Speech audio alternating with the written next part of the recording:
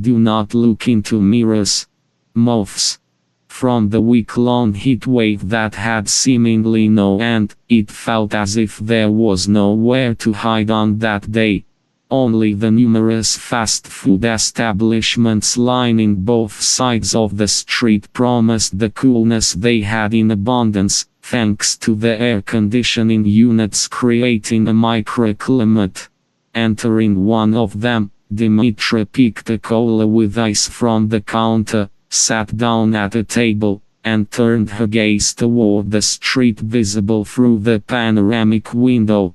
Cars, in their constant motion, moved on without interruption, almost as if they were hypnotized by a shared rhythm. Pedestrians, too, became a part of this unified tempo, marked only by the predictable pauses dictated by the traffic lights, moments when cars and pedestrians swapped places in their dance. Yet, despite it being well past 3 p.m., there were still many people on foot. Sipping the chilled drink through a straw, Dimitra slowly raised her hat. The 2 packets of sugar, left untouched in her pocket, remained in place as she focused on the electronic clock on the wall. Its bright red digits, so vivid that they illuminated the clock's black casing, shone through the sunlight streaming in from the windows. The time, as it turned out, moved on relentlessly, and those 15 minutes of 4 p.m. passed by unnoticed, especially in the cool comfort that separated her from the summer heat. Only the third, seconds line of digits counted the moments. 21, 22, 23 until a blinding flash of white snow struck her eyes, causing complete disorientation. The sharp transition from the subjective world to the objective one holds the greatest danger of losing your balance. Your body's position before and after the shift may not align, and often, it doesn't. Before, you might not just be walking but crossing the street. Before, you might be seated at work or in the comfort of home, practicing mindfulness exercises. When she fell into the snow, Dimitra didn't feel its coldness, nor its dampness. She felt nothing at all, not even the slightest weakness. Rising to her feet and looking around, she found nothing to anchor her gaze upon, as the white expanse stretched to the horizon, endless, leaving only the option to follow an internal compass, heading west or southwest. For in the objective world, there is no hunger, no thirst, no exhaustion. Otherwise, it would be difficult to endure it for billions of years, so that in this time, the passage of time in the subjective world stops. There is simply no time. "Sigh, navigator," a child's voice came from somewhere distant. When Dimitra turned to look, she saw a boy, drawing something in the snow. What? Only 4 types of entities can be here. Psi navigators, schizophrenics, telepathic cartographers working for special services from various countries, and cartographers in general. I don't think I suffer from schizophrenia, Dimitra smiled. But you could easily acquire it if you get stuck here for billions of years, holding on to the subjective world, and then return there again and again, re-experiencing all the emotions and feelings that were lacking here. The satisfaction of hunger, quenching thirst, and the complete rediscovery of lost senses: smell, taste, sight, hearing, and kinesthetic sensations. What are you drawing? The rune Mirrors, so that a shaman comes, strikes the drum, and maybe then, at last, it will rain, gentle and kind. Dimitra looked around, trying to understand why rain would be needed here when there was nothing but the endless white field, with nothing for the eye to rest upon. Then she realized how terribly mistaken she had been. Right behind the boy stood a door, as white as everything else, with the frame she circled curiously. From the northern side, the black door handle was on the right, and on the southern side, it was on the left, able to open either toward or away from her. There can be no rain or snow in the objective world, Dimitra remarked. That's why everyone is drawn to the subjective one.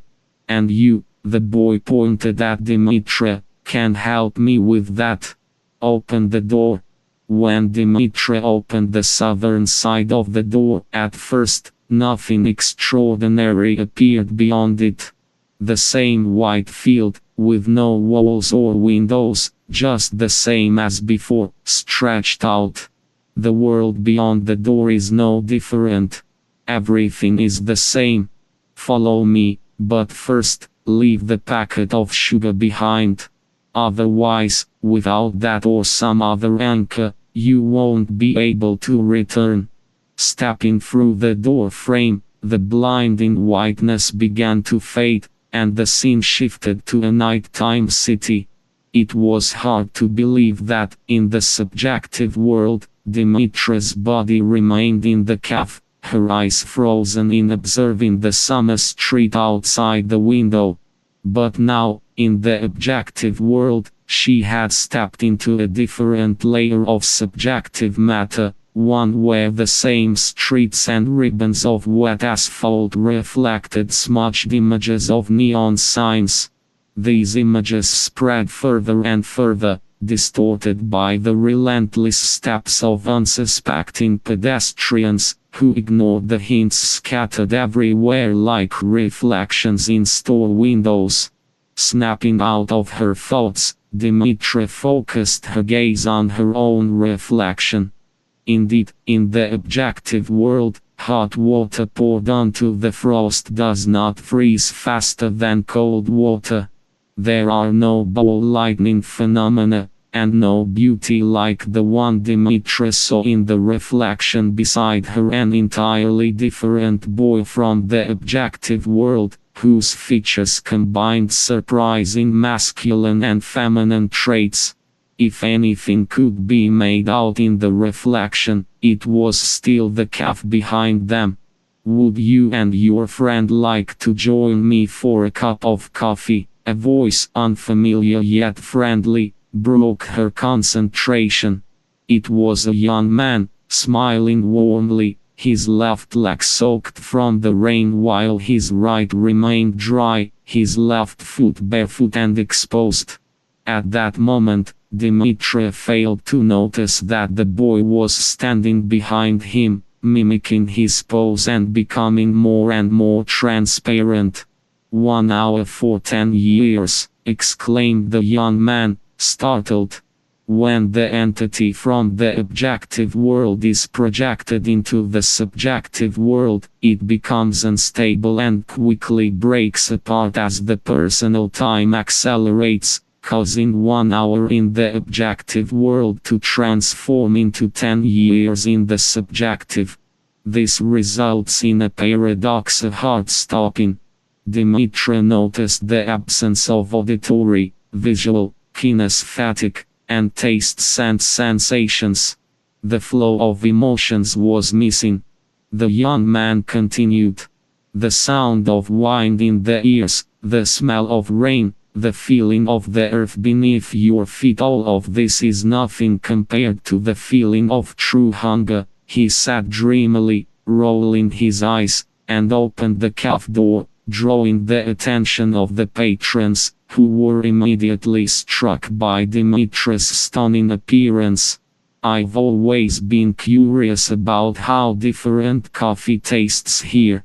Taking a sip, Dimitra continued to observe him, noting how, hour by hour, his once pleasant face and smooth skin began to age.